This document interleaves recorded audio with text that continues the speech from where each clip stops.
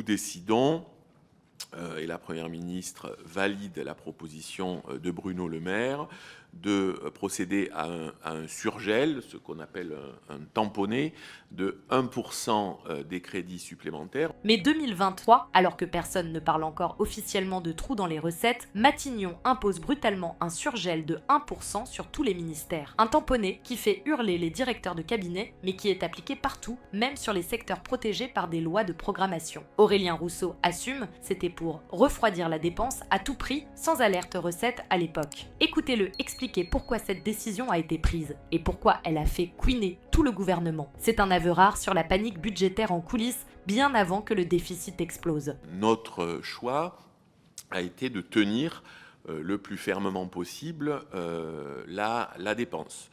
Et vous le savez parfaitement, la Première ministre avait décidé déjà d'économies sur chacun des départements ministériels, économies que nous suivions dans le cadre d'un programme de revue des dépenses, pour chaque ministère, qui était piloté à Matignon pour tenir la dépense publique.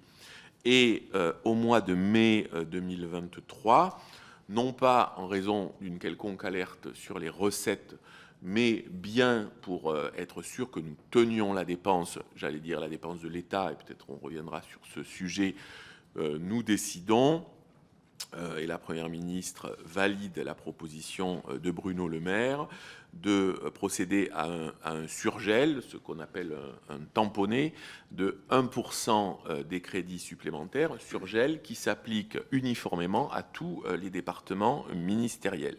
Ce surgel est notifié aux différents directeurs de cabinet des ministres le 23 ou 24 mai 2023.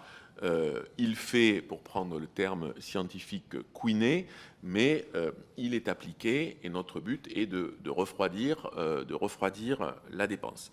Je précise, et pardon, mais je pense que votre commission, je ne m'élève pas au-dessus de ma condition, mais c'est un sujet quand même très très lourd, c'est que la multiplication des lois de programmation rigidifie extrêmement fortement les marges de manœuvre du pouvoir, enfin de l'exécutif, quand il vous présente un projet de budget, si on ne veut pas toucher aux grandes lois de programmation, qu'il y ait en dur des chiffres ou qu'il y ait des grandes orientations. Et donc c'est très difficile, mais les revues de dépenses et le surgel ont bien été appliqués à tous les départements ministériels. À la date où je quitte Matignon, nous n'avons aucune alerte sur des mouvements qui ne seraient pas sur la trajectoire en termes de recettes fiscales. Je le dis ici très clairement, nous n'avons pas d'alerte sur la TVA,